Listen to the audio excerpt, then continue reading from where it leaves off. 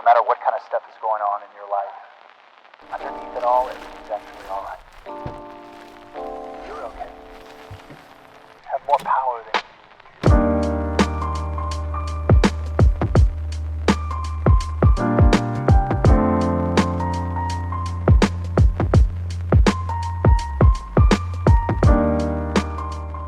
Hello everyone and welcome back. This weekend you find me driving the brand new 2023 Subaru Crosstrek, which Subaru Lebanon have been kind enough to offer me. I love the color combination. The new offshore blue looks amazing. I obviously have my iced tea and I thought why not sit with you guys like the both EV video and chat with you about this car because it holds a special place in my heart. And the reason being, in the family we want to get a Subaru XV, now called the Crosstrek.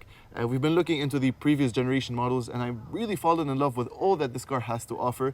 And they're very popular in Lebanon due to their specific symmetrical all-wheel drive system. So Subaru Lebanon was like, you know what, take the new model. So now I love it even more and I want to go for this model and not the older one. So yeah, Subaru wants my money and I'm here to show you why they deserve it, honestly. And obviously in all MCR fashion, I have to dirty my clothes with iced tea. Okay, you didn't see anything. I'm sorry, Mom, for this. All right, so let's start off by the major thing about the Subaru XV, and that is the symmetrical all-wheel drive. What does that even mean? Symmetrical all-wheel drive doesn't have to do with the all-wheel drive system and how it functions, but how it's placed. So you have the engine. We all know this is a boxer engine. It's a flat four-cylinder engine, so the cylinders are horizontally opposed. This is how they alternate from the right and the left. So it's basically a Porsche engine, you know. It's a flat four, and then it's connected, obviously, on the same line, connected to the transmission, a CVT on this example, and then finally to the all-wheel drive system, which transmits the power to the four wheels. So you can see how this is designed. It adds more stability. It has a lower center of gravity, so it's really fun to drive and it's very safe. I was at Subaru Lebanon and Ted was explaining to me that in case of a collision, the engine will go under you. We can't mention safety without stressing on Subaru's EyeSight, which are 3 cameras on the windshield. These are basically an extra pair of eyes on the road. They can discern what object is in front of you, if it's a car, if it's a pedestrian, if it's a truck, and it will automatically brake for you in case you're too lazy to do that. It can also steer itself into the lane.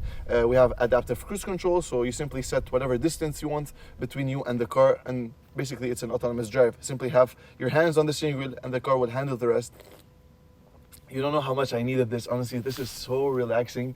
I really enjoyed driving this car and it's been a hectic week, honestly. If you follow me on my Instagram, you'll notice that this is the 3rd car I review this week and we're only Thursday right now. So yeah, it's been, yep, they're shooting on my face right now. It's bird season, so yeah, they're hunting down the little birdies. Yeah, enough chit chat. Let me show you the interior because there's a lot of stuff I want to mention inside. So what is new inside the interior of the new Crosstrek? You can see we have a large center screen that is vertical now with Apple CarPlay and Android Auto. It's a pretty nice system. I don't know why we have a Galaxy as a theme. You know, I think it's typical on Subaru infotainment systems. The climate control works amazing, and then you can see we have the different modes for your all-wheel drive system, the X mode that Subaru calls it. Snow, dirt, normal, or deep snow and mud. Controls, very high quality stuff, all finished in piano black. Some people complain about the piano black inside. I don't mind, honestly. I really like the way it looks and the way it feels. Now the camera system is again also quite weird because it alternates views. You cannot actually control where you want it. You simply have to press on here and start to rotate around. Some people may think it's a bit too old school. I mean, this is coming to a 2024 model year and we still have a conventional gear lever, the analog gauges. But for me, I think I like this stuff, you know. I'm sick of all this digital stuff and these small minimalist designs. So this, like your trusty gear selector, honestly feels really nice. Even though it's a CVT, so you can't actually upshift and downshift like a proper car. It does make it seem like it's shifting, but it's actually not. Semi-automatic CVT, let's put it that way. Paddle shifters obviously behind that. 2 driving modes, I and S. So S is like the sportier version. One thing I'm gonna nitpick, okay? I like to talk about the small details. The start-stop button is very close to the trip reset, and for the past 2 days, every time I wanted to turn off the car, I'd press on that trip reset and then reset my trip odometer. I don't know why they put it on the right. Just put it on the left. Nobody's gonna press the left side. Why aren't they automatic windows on all 4 windows? I mean, it's 2023 and they still have non-automatic windows for the passengers. We do have a sunroof, which opens up and gets the light into the cabin. Nice storage area, very nicely leather wrapped, by the way. The seats feel really nice. We have a 12-volt power outlet, and as I mentioned, a wireless phone charging as well over here. You can turn it on and off if you're not a fan of wireless phone charging. And you have a lot of adjustments for the seats, so you can really find, you know, the perfect seating position for you. For now, I'm so tired, honestly. I'm just gonna put it back and have a break. Ever since its first gen, the Crosstrek gained popularity for its off-road muscles, simply due to its all-time all-wheel drive and high ground clearance. I've read countless reviews on how well it fares in camping trips, for instance. It is an excellent choice for overlanding, with the only minor drawback being its limited power on mountain roads. You see, it makes 156 PS from a 2-liter Boxer 4, which may sound underwhelming when paired with the CVT. Common issues reported by owners of the XV or Crosstrek include rear-wheel hub bearing wear, a timing chain replacement at around 100,000 kilometers, and transmission problems in the early models, leading to CVT replacement. However, Subaru CVTs from 2015 onwards are known for their reliability. Notably, head gasket issues were addressed in 2012, and the Subaru FB engine, the third generation Boxer 4 engine used in these vehicles, no longer faces this problem. It was also nice to have the first gen with the new one, thanks to my friend, who's had his 2016 model for 5 years, and he's always telling me how happy he is with his non-problematic XV. I honestly think the first gen still looks so good and well equipped. The interior layout is spot on, and I honestly miss having that center MFD.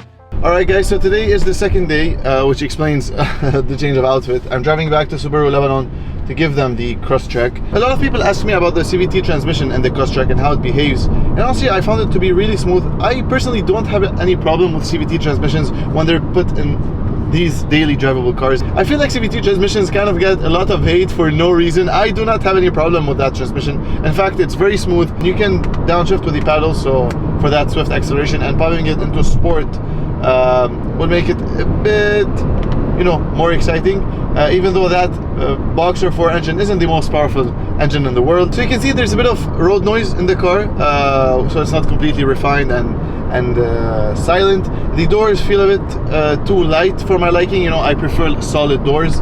Those are just personal preferences, honestly. So now it should be driving by itself. We have a side turn. There we go. I think you can see it from the GoPro camera, so you can see it's going to rotate by itself, and in case that car is going to jump in front of us, it's gonna nice. So a lot of self-driving feature. I mean, the EyeSight is really revolutionary in the Subaru. I have to keep my hands on the steering wheel. It's flashing right now, telling me to keep my hands on the steering wheel. There's a huge truck in front of me, and it knew that it should brake. It won't change lanes, obviously. I'm actually flooring it right now. And yeah, it isn't the fastest thing in the world, that's for sure. I really appreciate the center screen over here. It's very high quality with Apple CarPlay displayed.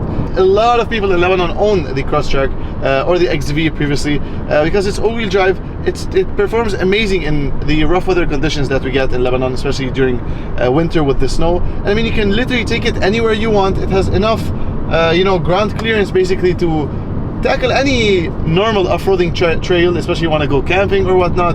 And as I mentioned, my dad was thinking of buying a Subaru Crosstrek. Obviously not the new one, because I feel it's out of our budget at this point. So yeah, I'm honestly fond of everything this car has to offer. And if you ask me how would you expect this car to drive, it drives exactly how you expect it to and how you want it to. It's so smooth.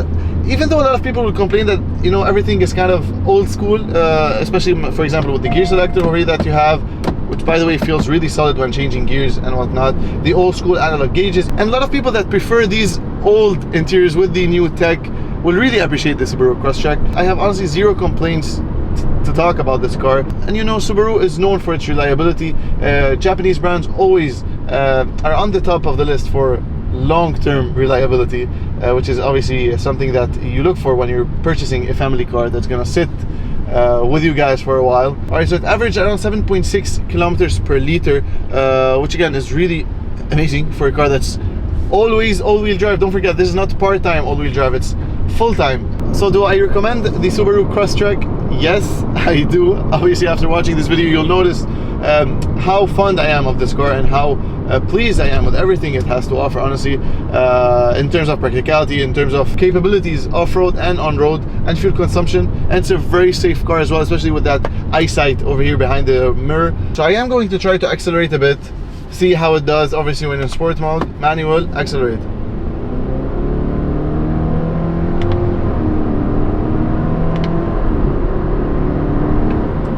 brakes. So brakes are really good. Brakes are amazing, but yeah, acceleration isn't all that great. It took us a while to get to, I believe, like around 80 maybe. But yeah, you can hear how that CVT is working. It makes it feel like it's shifting, but it obviously is not doing anything. That's the charm of a CVT. And we're back at Subaru Lebanon. Hello, Subies. Dude, I need to drive the new BRZ, right? I mean, do you want to watch that? Maybe.